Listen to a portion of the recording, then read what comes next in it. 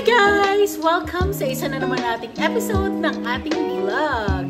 And for today's video, magte-Temu all the way tayo. Temu outfits all the way. So, here it is! Na-receive na natin ang first set ng in-order natin ng mga damit from Temu. So, tingnan natin, worth it ba na bumili sa Temu or not? So, yung mga damit na binili ko is about between $6 to $10 price range lang. Doon tayo sa medyo, clearance section, kumbaga. So, let's check it out! So, I will be inserting in this area, dito sa area ng video na to, kung ano yung picture niya sa website nila versus sa isusuot ko. So, I will try it out also. So, let's see! Excited na ako! So, the first one is this. Oh, nice color, di ba? So, yung mga pinili ko is mga terno, kumbaga, cohorts ang tawag nila sa panahon ngayon. Pero nung mga 80s na kids, terno ang tawag, di ba? Bumili ako ng medium to large. So, ito yung short niya. Cute, mga butterfly. Yung top niya is this. So, yung tela niya, masasabi ko na malamig naman yung tela. Pero alam niyo, ito yung klase ng tela na pag hindi ka nakapag-deodorant, pag nakalimutan mo mag-deodorant, tapos pinawisan ka, may kilig-kilig ka kaagad dito. Pero mukha siyang komportable, guys. Tsaka cute yung niya, yung print, kasi butter. Isa sa mga cohorts. Siguro hindi ko siya isusuot together kasi mukha akong papasok sa ospital. Mukha ako naka-scrub suit. Pero siguro kung mo siya, ipapartner mo siya sa iba, pwede naman. Okay, next item. Look, ang ganda ng color. So, I bought it in large. For reference, I am 4 feet 11 inches. Medyo nasa na tayo, medium to large build. So, kung bibili kayo sa Temu, check nyo muna sa akin bago kayo bumili kung okay ba or hindi. So, next one, cute siya. Terno ulit or cohorts. Perfect siya kasi summer na dito sa North Dakota. So, masusuot natin siya pag medyo maggagala-gala tayo na hindi tayo, yung mukha tayong medyo presentable naman at the same time, komportable. Mura lang yan mga moms. Ganda. Ay, hindi ko siya bet mga moms. Mukha akong ewan. Mukha akong atendang binyagan. Tsaka medyo large na siya pero maganda. Then, next one is this. Cute! Basta mga mura lang yung pinili natin, mga nasa clearance section. Kasi nga, tipid-tipid din tayo guys pag may time. Ayan! So, I bought it in a size... Hold on. Parang parang medium. So, cute lang siya. Cohorts ulit. Tapos, yan. Nice! Medyo may siya. May kwelyo. Maganda.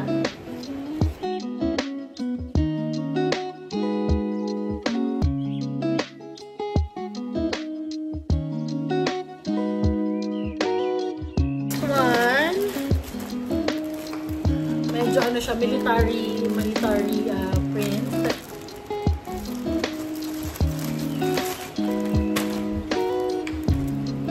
Medyo manipis siya, guys. Pero okay naman siguro. Tatry natin lahat to to see kung worth it ba. Pero yan, yun yung tela niya. Cute! Diba? Yun nga lang, wala siyang bulsa, mga moms. Ganyan na siya. Hindi naman bakat yung panty. So, okay na din. Yeah. Next one. Nice. Yung mga print na binili natin, syempre yung mga print na nasa murang section na. Ayan.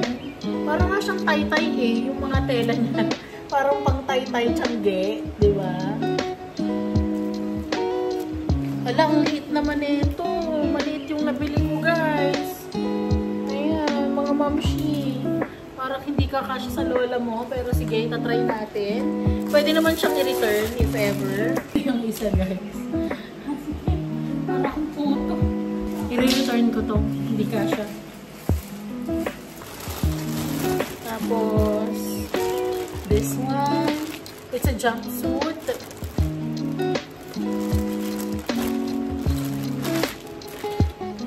So, alam nyo guys, alam ko napakadami nitong binili ko, nakaka-guilty. Pero naisip ko lang din naman na unang-una, mura lang naman siya. Pangalawa, hindi naman talaga ako yung pala shopping. Minsan lang naman to sa, once in a while ba, i-treat mo yung sarili mo sa mga bagay na gusto mo. Tsaka ang sarap ng feeling na makapag-add to cart. Mas masarap ang feeling pag nabili mo yung in-add to cart mo. Kasi for quite some time, nag-check lang ako sa demo, add to cart, pero hindi ko naman binibili. Pero this time, pinush ko na. Ayan, jumpsuit. Medyo mahaba siya guys. So, tingnan natin kung kakasya. Ayan, tinatawanan ako ng asawa ko. Mukha ako magluluto.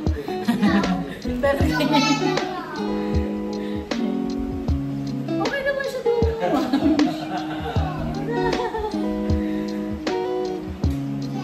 Sira na siya. Ilutin natin siya. Hindi kasya. Ganyan siya.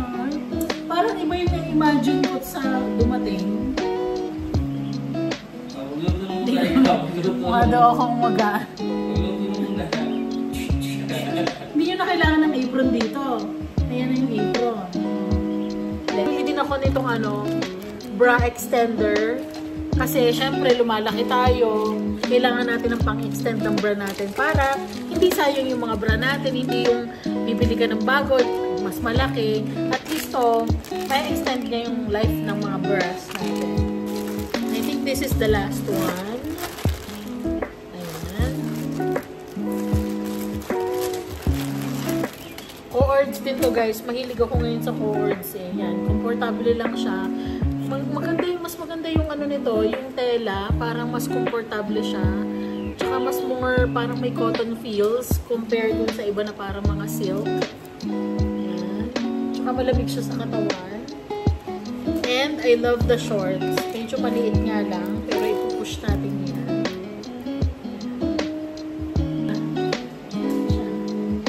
Stylean lang natin ng very light.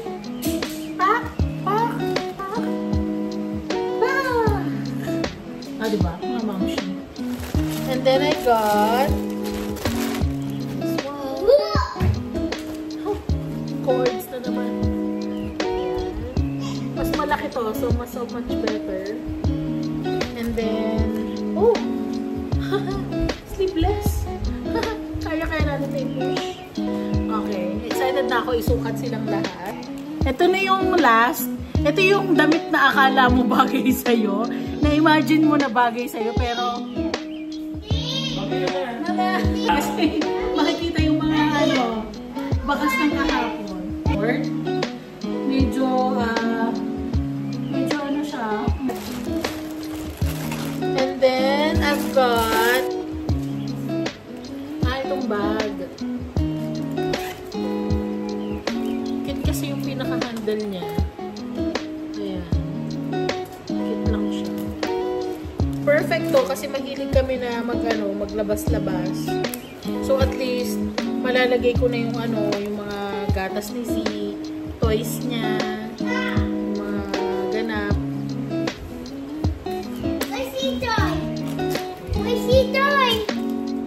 Ayan, bumili din ako nito.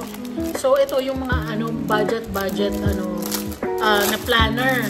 So ang maganda dito is mura lang siya from Temu, parang nasa $2 lang. Tapos, pwede ka nang mag-ipit ng pera dyan. Pwede mo ding lagyan ng months or kung kailan ka nagsala. Then, I bought a manicure set. Kasi, hindi ako nakabili nito eh. Umalis kami sa Pilipinas. And it's cute. Napaka ano lang niya. Kasing laki lang ng kamay ko. So, cute lang siya.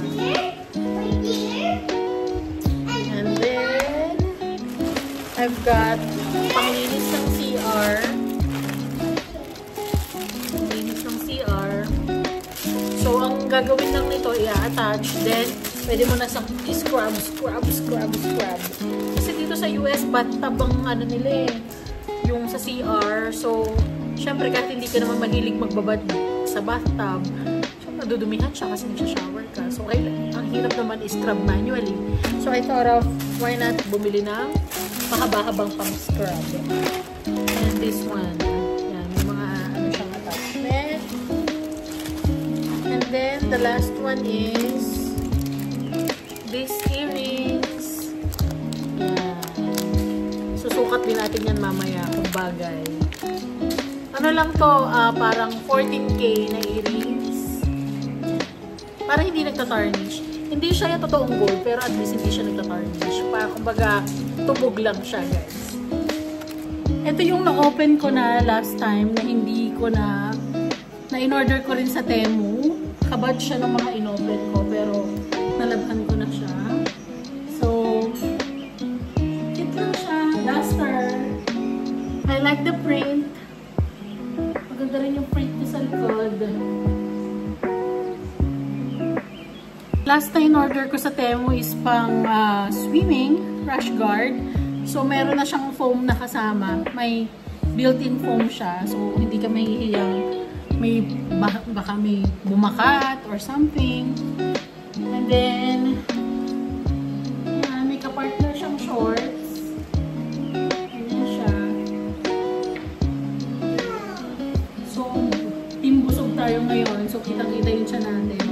Pero, it looks good. Siguro hindi ko susuot yung shorts kasi I'd rather wear shorts na medyo mayabong para hindi masyadong kita na wala tayo masyadong hips. Ready for swimming. Mommy, where are you going? Thank you guys for watching my video. Sana ay nagustuhan nyo ang ating Temu haul.